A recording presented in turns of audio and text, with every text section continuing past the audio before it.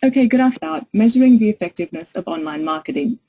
As some of you know, this webinar was originally scheduled for last week with Simon Phillips. Unfortunately, he did fall ill, but not to worry, he is okay. It's nothing serious. Today we have Martin Reed from Design SEO, and he will be giving the presentation.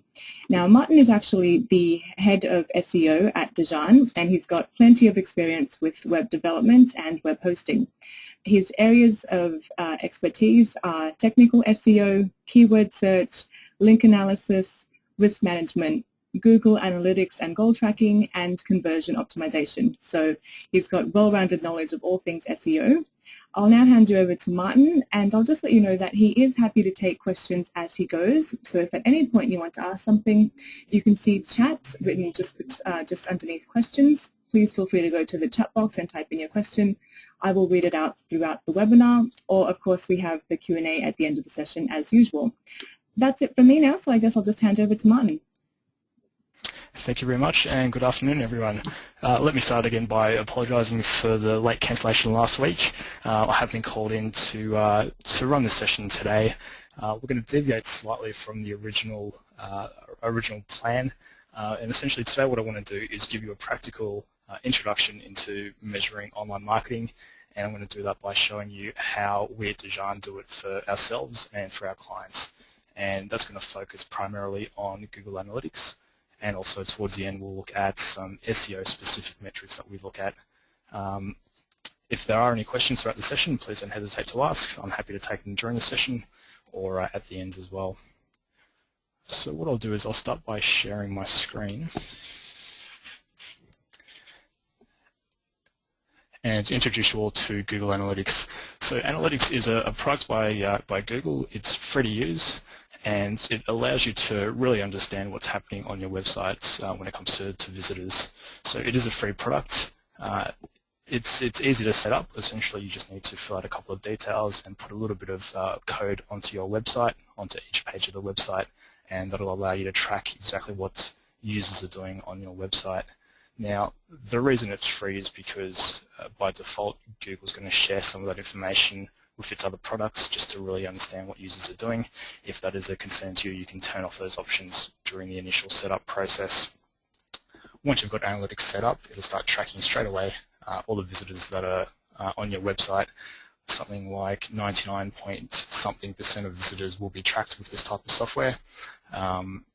Older browsers won't have the capability to really track it properly, and some people have JavaScript turned off, which is required to do this level of tracking. Okay, so on the left-hand side we have a couple of different options. There's a real-time element where you can see exactly who's on the website now. It's a great way of keeping an eye on anything that's drawing traffic towards the website right now. You could have a viral campaign, or you could have a mention on a popular website, so news.com.au for example, that's driving traffic, and it's great to understand in real time why that's happening, and potentially you could try and capitalize on all that traffic coming through the website. The other sections of analytics are the audience, acquisition, behavior, and conversions. So essentially audience is data to do with the people who are on your website, acquisition, how they're getting towards your website, behavior is what they're doing on your website, and conversions is essentially whether they are doing what you want them to do on the website, whether that's making a purchase, submitting the details for a lead, or perhaps engagement is a metric you want to look at. And that's one of the core things that we want to measure and we want to keep an eye on. Because at the end of the day, when it comes to online marketing, you might want people to come to your website. It might be great if you have 1,000 people visit every day, but if those 1,000 people aren't converting, if they're not signing up, if they're not buying, if they're not registering, then, well, you may not really want that traffic after all. So one of the benefits of analytics is you're able to really understand who's coming towards your website, how they're getting there. If you're running a particular campaign, you can track those users separately from the overall general data, and then you can really understand if you're, I guess, if you're getting value out of different marketing campaigns. So I'll give you a quick introduction into the audience section. We get an overview of traffic coming towards the website on a daily basis. You can change that to an hourly basis if you like, or expand that to weekly or monthly, as well as change the date range. By default, it'll look at a monthly period.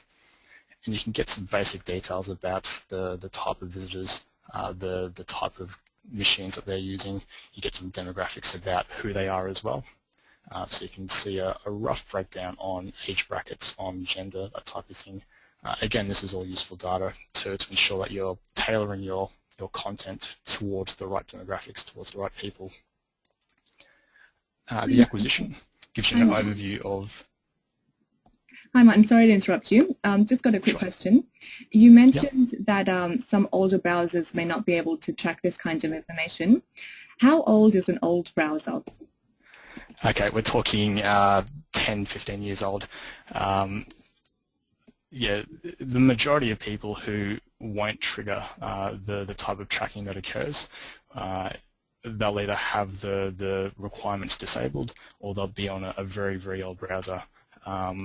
Every modern computer for the last 10 or so years and every modern internet browser will have that capability to track properly. Brilliant, thank you very much. So, no problem. As I said, something like 99.something% of people will not have any problems at all with this type of data tracking.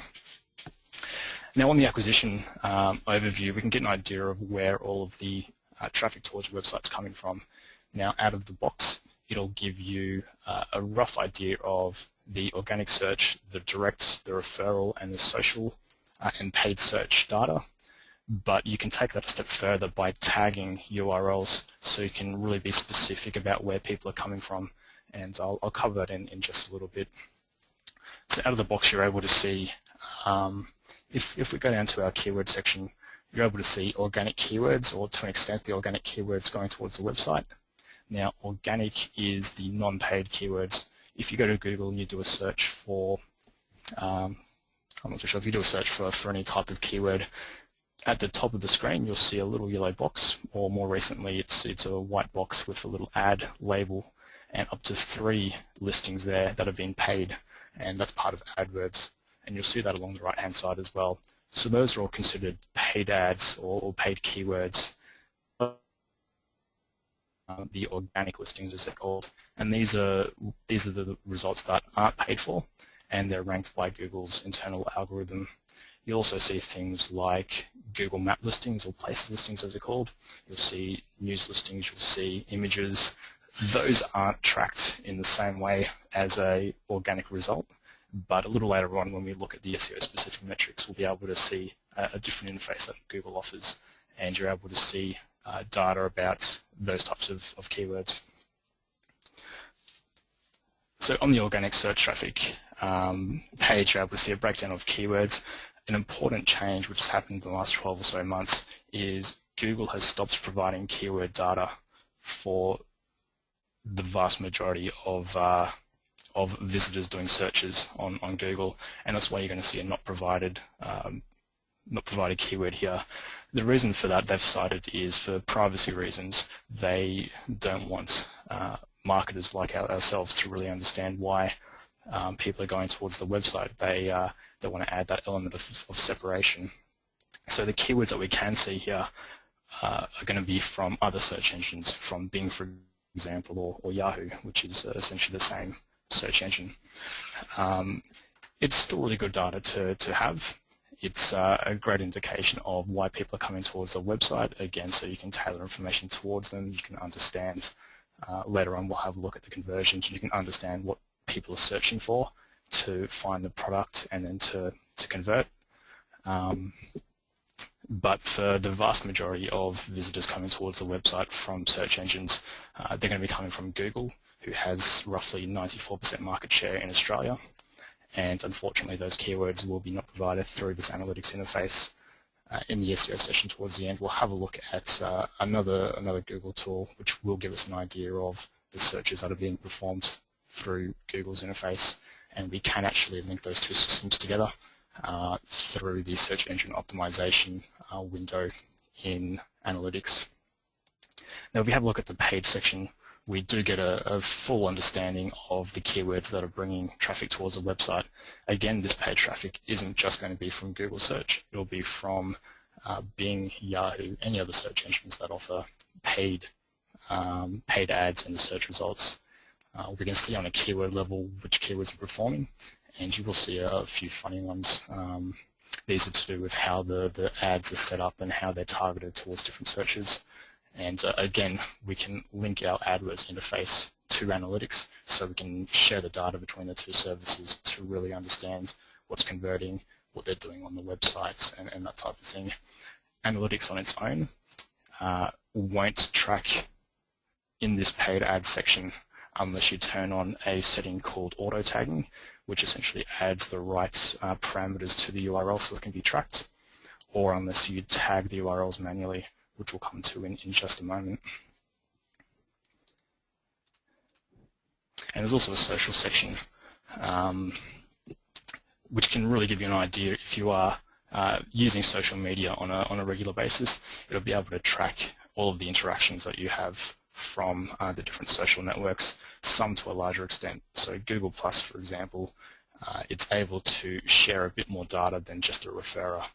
You're able to see a post-specific level of what's being shared on the social network, and again, that can then factor into the conversions that you're receiving, and again, really giving you an understanding of what is and isn't performing.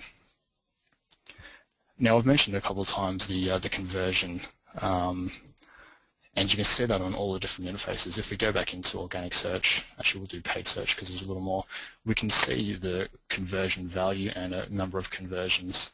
So out of the box, Google isn't going to know what is and what isn't a conversion, but we're able to set it up so we can track essentially when the user has done what we want to do on the website.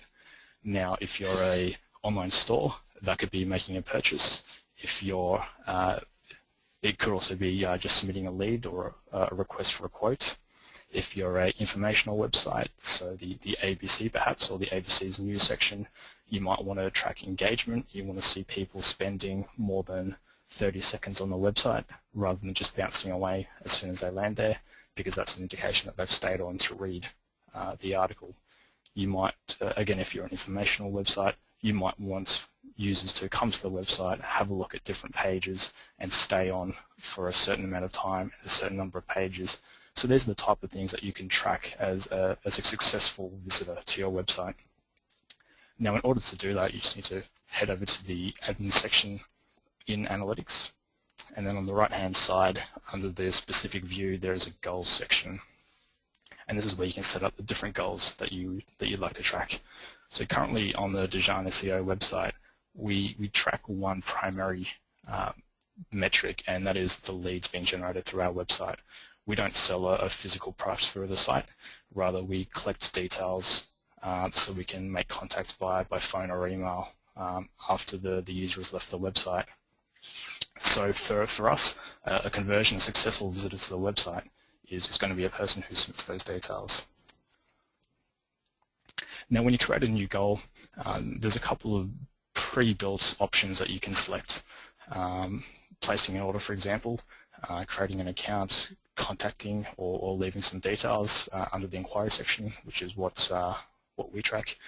Engagement, so again, if you wanted visitors to stay on the website for a particular amount of time, look at a particular section of the website, you can track these all as goals. I'm going to set up a custom one just because we don't want to categorize it under any of those particular objects, and it gives us the option to call a name or to give the goal a name.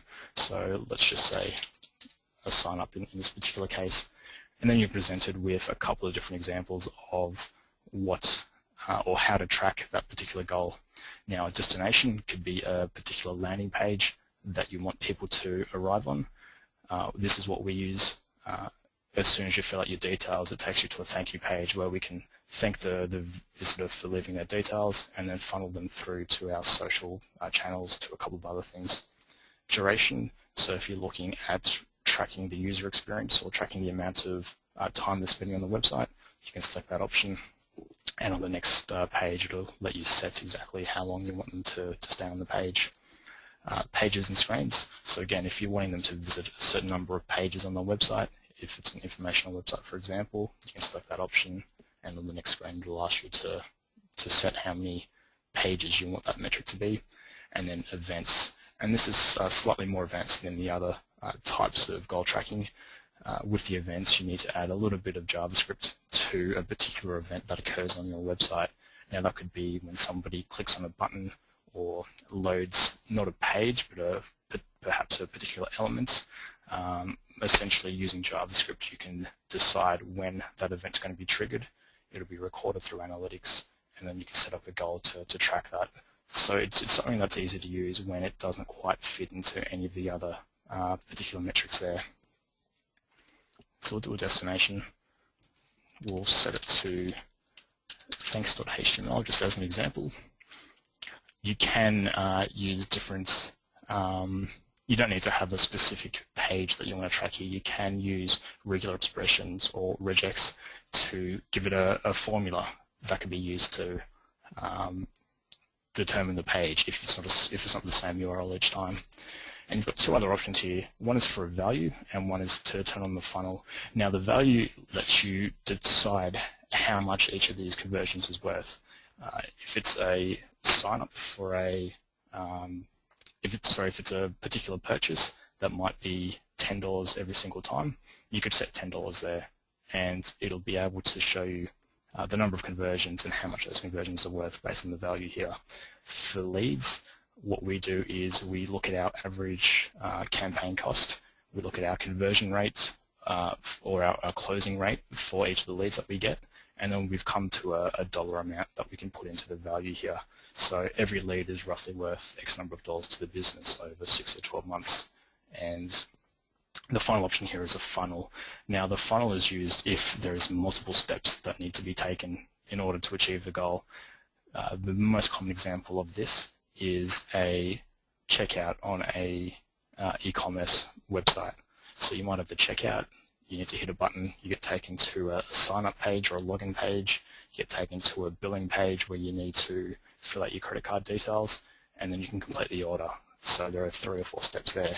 Now turning on the funnel allows you to track each of those steps, and it'll allow you to see how many people have completed each of those steps, making it to the final conversion, or be able to tell you how many people have dropped off from that funnel process and where they've gone. And that allows you to understand why they've dropped off. It could be that they're looking for the wrong bit of information. It could be that there's a problem on the checkout page or the sign-up form that's preventing them from continuing. So it gives you an idea of how many people are starting the process but aren't finishing it. Now we don't actually have funnels set up on the Design website because it is quite small. So I'll just take you over to an example here of what the funnel does look like. Again, using the e-commerce store example. So we can see out of 73,000 people, they've viewed their shopping carts. Only 39,000 have actually proceeded to start that checkout process. Out of the rest, the 34,000, 8,000 have left the website. Others have gone. It says there they've gone back to the shopping cart, which is a little strange. I'm not too sure why that is in this example. And some have gone back to the home page, and some have gone to other pages. Out of the 39,000 that have started the process, 12,500 have left, and only 2/3 of the people who start that checkout process have completed it. And you really want to try and understand why that is, because if people are dropping off for a reason that could be fixed quite easily, you're potentially losing out on a lot of business. If 1/3 of visitors are finding it too hard, for example, to check out, or they're scared away for one reason or another, that could be a lot that you're missing out on. Hi, Martin. Just going to quickly jump back over. E-commerce tracking is... Hi, sorry about that. Just going back to something you mentioned earlier about website visits, I've got a question which is, what is a successful website visit? So I think that means in terms of like how long do they stay on a page, or how many pages do they view, that kind of thing. Yep, absolutely. And it's definitely a tricky question to answer because it does change based on the website that you're running and your ultimate aim. So I use the ABC News as an example. They don't sell a product; they sell information essentially. To them, success is the number of eyeballs that are on a website, and they may determine that as 30 seconds. They may determine that as 2 minutes. Perhaps the ABC is a bad example, and perhaps using a more commercial news site like I'll use news.com.au as an example. They want to see a number of page loads or page visits, because every time you load a new page on their website, new advertising impressions are occurring, and those advertising impressions are dollars for them. So for them, they'd want to ensure that there are people who are staying, not necessarily staying on the website for a long amount of time, but staying on the website and browsing a large number of pages.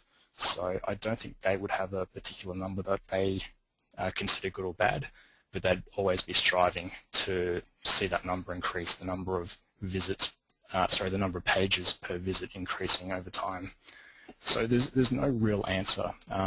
Ideally, it's one of those metrics that you want to see improve when it comes to the bounce rate, and that is a metric. It's if someone arrives on the website and leaves straight away without loading another page, you want to see that number decrease. So there's no ideal number that you want to aim for. You always want to be aiming to maximize or minimize those different metrics. Got it. Thank you very much. Hopefully that answers the question. No problem.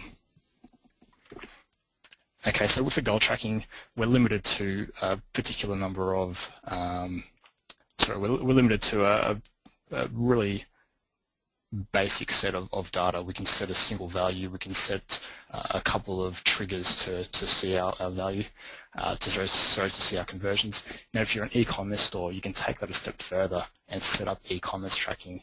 And what that will do is, on the confirmation page, after you've gone through your checkout process, it will send data about the actual purchase that has been made through to Google Analytics, and you're able to see great detail about the total cost of the order. You can go as far as seeing what they purchased. You can add other bits of data about the tax that has been applied, shipping costs, that type of thing. Again, it's not something we have set up, so I'll just jump over to this example of what that interface will look like. And you can see here the total number of conversions, the conversion rate over a period of a month, and it gives you the total overview of how the website has performed from that e-commerce perspective. Now, of course, you're going to have this information in your online store, or perhaps you'll have that fed back into your MyOb or Xero or accounting software. But the benefit of having that in Google Analytics itself is you can now break down where all of these purchases have come from, the visitors who have made these purchases. You can see if 50% of them have come from paid search, 10% of them from organic search, 40% through social media. You can understand that you're getting a lot of conversions from these particular sources. So potentially these are the sources that you really need to be engaging with a lot more and pushing a lot further. The conversion rate is one of those key things you want to be looking at. If a particular source of traffic towards your website has a much higher conversion rate than others, that is the one you want to be looking at increasing the amount of traffic through, because you know there's a greater chance that they are going to convert, they're going to make that purchase. So I'll give you an example of breaking down the referral data. So under the acquisition menu, you can go to channels, and this gives us an overview of where all the traffic towards our website has come.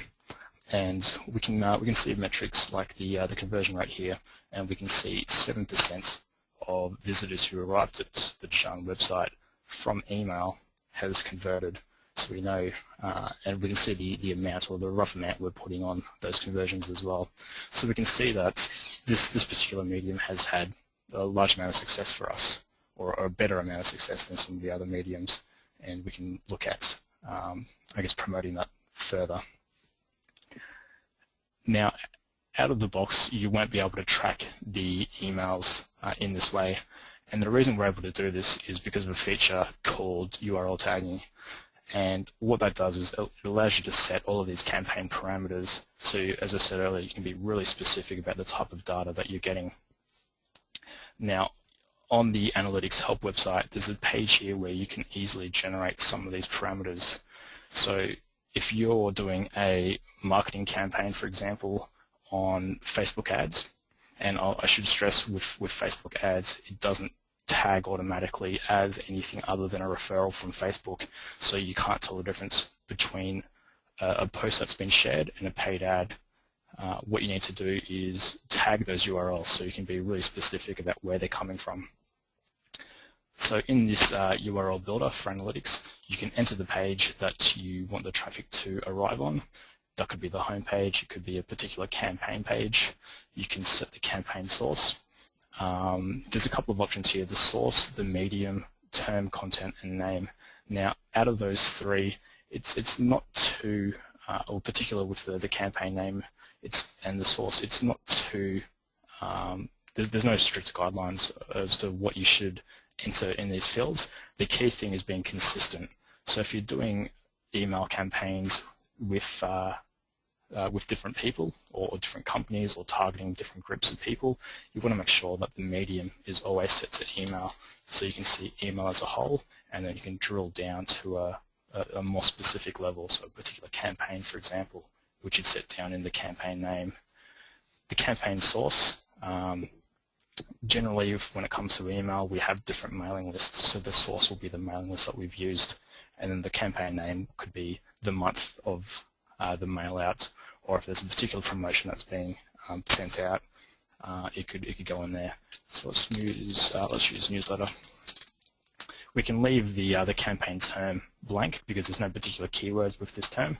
If you're doing Facebook ads, you might have a particular keyword and you want to be able to track that. So again, you can drill down to a keyword level to see what is and isn't performing. The content, if there are minor differences between the campaigns, you could put the content in there, or even if you wanted to track on perhaps a per link level within the content, you could add that to the campaign content. Otherwise, you can just leave that blank and then the campaign name. So let's just do March. And what will happen is if you enter a website, it will give you a nice URL here that you can use. So for visitors going towards the website, they will still see the website as they'd expect to see it.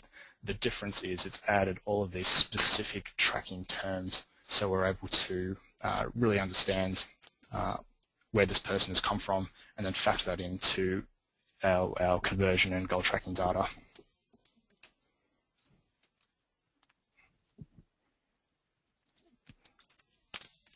Okay, so that works great for people who are converting on the website, people who are signing up for engaging. What it doesn't cover is people who are picking up the phone to place a phone call. And this is something that is a little trickier to track, but there are many companies that do. I'll give you a quick introduction to it. I won't go through it in detail, but there are technologies that allow phone tracking. And essentially what it will do is when a visitor lands on your website, it'll load a little bit of script and look at how they've arrived on the website, and then they'll change the phone number. Every instance of the phone number on the website, they'll change it to a specific number that it's able to track. So if I land on the website through a paid ad, for example, and this is one of the common uses for phone tracking, if I land on the website from a paid ad, if I've done a search for SEO, using my company as an example, the tracking system knows that I've landed on the page with the keyword SEO. So it's giving me a specific phone number on the website rather than the regular 1-300 number that's used everywhere else. Now, if I go to other pages, that number is going to remain there. That special targeted phone number is going to remain there. And if I now pick up the phone and call that number, it will know that I've converted. I've arrived from paid ads for the keyword SEO. It'll know that I've looked at these particular pages, and then it can send a message back into analytics to say this user has completed a goal. So that's one of the ways that you're able to track the offline conversions with analytics. When it comes to that type of call tracking software, it does get quite expensive though, so it is something that a lot of large companies will do. Whether it's cost effective on a smaller scale is something that I guess will vary on a case-to-case basis. Now the other thing that we'll quickly look at is the conversions. So you can get a general overview of where the conversions are coming from. What you can do is have a look at the goal flow. Now, the goal flow is important because it gives you a visual indication of where all of the traffic is coming from to complete the particular goal. So in this case, we can quite clearly see we have 256 conversions in the last 30 odd days. We can see 121 of those have come from Google, 52 direct visits towards the website, and we've got a couple of referrals, so Algoroo, Office.HubSpot, those are two referring websites. And then HS_email is actually the email marketing campaign that we had tagged earlier. And then there's a little section at the end for all of the other ones that don't fit. And the benefit of using this goal flow is it gives you just a really visual indication of where they're coming from. So if you need to understand at a glance what's bringing all of the leads to your website, bringing the sales, that type of thing, you can see it on this interface. You can change the metrics that's used. If you want to use the medium, it'll give you a broader overview. So organic being any type of search engine, referral being a group of all of the referring websites. And again, all these tools allow you to really understand who is your desired visitor, the ones who are converting, where they're coming from, perhaps why they're coming to the website as well. And that'll influence any work that you do as far as your marketing campaigns go, and even on the website itself, making sure that the people who are coming to the website are finding the right amount of information or the right information that they're looking for so they can make that final purchase. There's an e-commerce section as well. As I mentioned, we don't actually have that set up, but this is where you'd see it. You can go to a product level, so you can see which products are performing. You can see where people who have bought those products have come from. Again, so you can make sure that all the information is really tailored towards them. You can, if there's a high conversion rate, you want to make sure that you're getting as much traffic as possible from those sources because they have a much higher chance of converting. And the final thing towards the bottom here is the attribution modeling. And this is really useful if people are coming towards your website not once but over multiple visits, and they're coming through different mediums. So if I want to do a bit of research to buy a barbecue, I might first click on a paid ad and I'll land on a website. The next day I might come back and do a search and then click on an organic listing or the free non-paid listing, visit the same website, find a bit more information, and then on the third visit I might come back again by going to the website directly to make that purchase. Now, we don't want to attribute that purchase simply to a direct traffic because that was just the last interaction. We want to understand the fact that the person has visited through a paid ad first and then through an organic search, so we can say these two other sources have contributed to making that purchase, and this is where the attribution modeling can come in handy. By default, it'll just show the last interaction, but you can change the model. There's a couple here that will allow you to see those other interactions. So if we look at the linear model, and the linear is essentially giving every medium or every channel that has influenced that purchase an equal share of that purchase. We can see the conversion data has changed between the two models there. Now, it's not foolproof, the analytics system. It doesn't factor in if you're using a different device, for example. If you started the research on your phone or your tablet and then go onto your computer, there are other third-party companies and tools that try to close the bridge a little more, but they do get quite expensive and it does get quite complex. So perhaps something may not be worth looking into, but you can really get a basic understanding of the different interactions through the analytics interface here. Okay, I do apologize, I'm going to go over the time. What I'll quickly do is I'll just very quickly introduce you to two more interfaces looking specifically at measuring SEO metrics. And the first one I want to show you is Google's Webmaster Tools. Again, this is a free product that Google has made available. To sign up, you just need to have a Google account. when you go to google.com/webmasters, you're able to add your website. You'll need to verify that you're actually the owner of the website, and they give you a couple of different methods to do that. And once you're in, the first time it'll take a couple of days to populate with data, but once you're in, it gives you a mountain of information about your website. Much of it is technical, so we won't look at those today. What we will look at is the search queries. Now, I mentioned in analytics that you can't see the keyword level data for organic non-paid ads. What you can do through Google's Webmaster Tools is see many of those keywords, including when it's used in Google Places or those map listings. The only difference is there's going to be a sample of data. So for my website, we can see that for the search term design SEO, it's appeared in the search results 670 times. Now, appearing or the impression is when the website is visible on the page. If it's on page 3 and nobody looks at page 3, it won't actually register.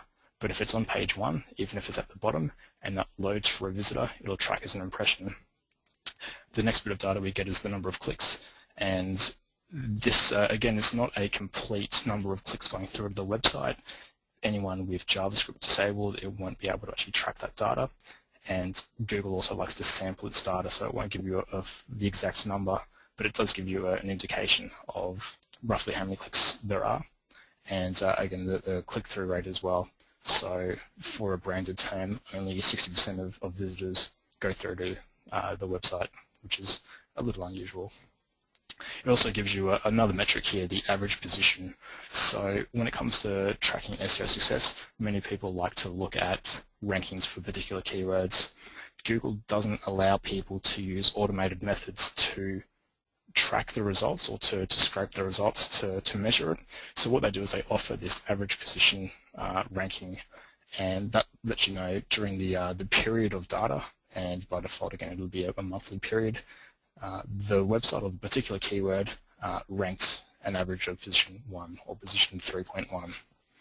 Now you can filter the data down further looking at images, so any images that happen on the image search, mobile, so any visitors who are doing the search from a mobile device. There's also video, but there's not enough data there.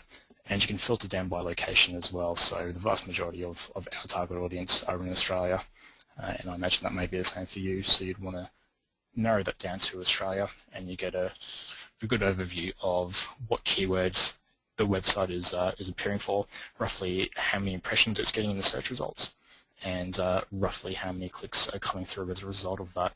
Now, if you're getting a really low click-through rate and you're in a really high position, it could be a number of factors like the page title and the meta description that you're using isn't doing enough to really engage people and have them click through. But I won't go into too much about that now. And the other metric here is the top pages. So this gives you an idea of which pages are showing up in the search results over others. So we can see here there's a particular post that we have on our blog, Google's first algorithm updates. This is just a blog post, but it's brought through the most number of clicks towards the website. This is great data to know because we're getting an idea of which pages are bringing traffic towards the site and the type of content as well. Now, in measuring your SEO performance, there's a couple of things that you can look at in this interface. One is the total number of pages that are visible, and we can see that little number here just above the listings towards the right-hand side. We can see over the last 30 days, 797 different pages have brought traffic towards the website, and over time, ideally, you'd like to see that number increase, particularly if you're increasing the number of pages on the website. And the other metric is the total number of keywords that are bringing traffic towards your website. So in this case, it's 5,600 odd keywords. And again, you want to see that number increasing over time. So if you're measuring success, one way of doing that is to just log in perhaps on a monthly basis, record the number, and you can plot that in a graph and see over time how much that's changing. Just quickly, another tool that we use is SEMrush, and what this allows us to do is get an overview of similar to Webmaster Tools, gives an overview of the different keywords that are bringing traffic in, and it's done the job of plotting the graph for us as well. Now, this is a paid tool, but it does allow you to use some of the features for free, which is why I've included it today. And the blue graph we can see here is the search engine traffic or search engine visibility. What it does is it has a database of all of the different keywords that people search for. It records, using Google's data, it records how many people are doing a search for that term, where the website ranks, and then it projects roughly how much traffic would be arriving at the website for that particular term. And then it adds it all up for all of the keywords that it can see the website ranking for to put together a total search engine traffic score, or visibility score as some other services call it. So again, what you ideally want to see is over time that number increasing. You don't really want to focus on particular keywords. You really want the number of keywords bringing traffic towards the website as a whole to increase. And that's where looking at a bigger picture like this can be beneficial. If you're using a third-party tool just to look at a subset of rankings, you're only really seeing part of the picture. But using Webmaster Tools and using SEMrush or another alternative gives you that fuller picture, so you're looking at all the different keywords bringing traffic towards the website, not just a small subset. And finally, on a link metric, this is called OpenSite Explorer. It's produced by Moz, or SEO Moz as they used to be called, and it gives you an overview of the links pointing towards the website, some social metrics, which unfortunately aren't included in the free version, and also the domain page and the domain authority. Now, traditionally and historically, links have been the be-all and end-all with ranking higher in Google. Today, it's important, but not as important. It's another one of the key metrics in a large pool of metrics that Google uses to evaluate and determine how to rank your website. So using this tool, again, it's free for a limited number of uses per day. It'll give you an idea of the domain authority and the page authority. Now, it determines that by looking at the different websites linking towards yours. So each link towards your website is like a vote or an endorsement. There could be different weights in those endorsements. If I told you to use a particular mechanic, you'd say, okay, sure. But if the head of Ford told you to use a particular mechanic, that recommendation would have a bit more weight. So what those two metrics do, the domain and the page authority, it tries to look at all the links pointing towards your website to determine out of 100 how authoritative those referrals towards your website really are. As far as using those metrics to compare two different websites, these days it's not really useful in saying, okay, well, I need to increase my domain authority by 3 to outrank another website.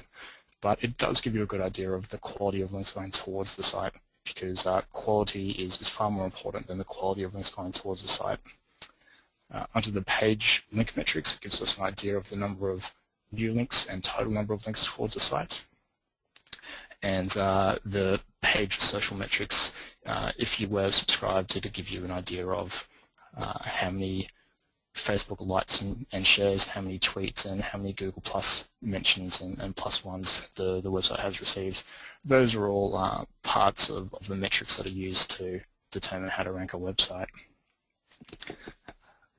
Okay, so yeah, that was an overview of analytics and some of the SEO specific metrics that we look at. I can make available all of these URLs at the end of the session, so you can have a look for yourself. I better leave it there, and if there are any questions, please let me know. Thank you very much. As always, if you do have a question, feel free to type it into the questions panel just between calls and chat. So while we wait for that, I'll just do a quick reminder for everyone that we have another webinar coming up on Wednesday, the 12th of March, 1 p.m. Sydney time. It's about cutting energy costs in the printing industry, and the presenter will talk about 3 specific case studies for our industry, looking at how 3 companies took advantage of opportunities and strategies for cutting their energy prices. So if that sounds like something you would be interested in, please feel free to check out our website, the news section, and we will have a link for that webinar. So yes, of course, now we will move on to questions for this particular webinar. Just got one question at the moment, which is, do you need coding knowledge to use Google Analytics? I'm sorry. Okay, to use it itself, you don't. For some of the advanced features, perhaps you do. When it comes to tagging particular traffic going towards the website, Google does offer a nice little generator that you can use, and it can construct the URL for you. When it comes to setting it up initially, what you do need to do is add the code to your website. Now, if you're using a CMS or a website software that already has analytics built in, it'll often be a case of turning it on and then pasting in the tracking ID, which you can get when you set up analytics. If you're using a custom solution, then you might need to add a bit of code to the website, and that's where it can get a little tricky. So if you have a developer or someone like that on hand, they should be able to add it quite quickly and easily. But to use analytics itself, you don't really need to be a technical person. Lovely, thank you very much. Just had another question coming in. Is there a cost for Google Analytics? Yep, there is no cost. There is an option for a premium analytics product, which is something like $150,000 a month, but that is only if you're receiving millions of visits a day. So there is a free version of analytics. If you do have a large amount of data and a large amount of visitors, it will start sampling data when you generate reports, but it's absolutely free. As I mentioned at the beginning, it is free because they use some of that data. They, I guess, crowdsource the data, and they can use that on their other services. There is an option to turn that data sharing off, though, when you sign up. But no, it's completely free, and you won't need to worry about the larger premium model that they have available. Okay, thank you. If anyone has any questions, you've got a few seconds to type it in, because at the moment I've got no other questions, but maybe you're still typing, so I'll just leave the webinar open for another moment or so. But if nothing comes in, I'll shut that down. Sure thing. Okay, I have a question. I'm not sure if I understand it, so if the person who asked this would like to provide any more information if I sort of misunderstood you. Is there a companion that can be added?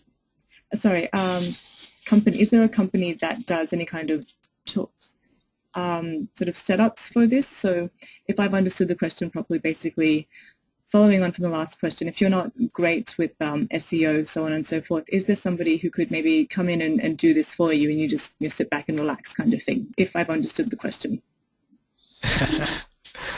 As far as setting up the tracking for analytics to happen, any type of web developer should be able to do that.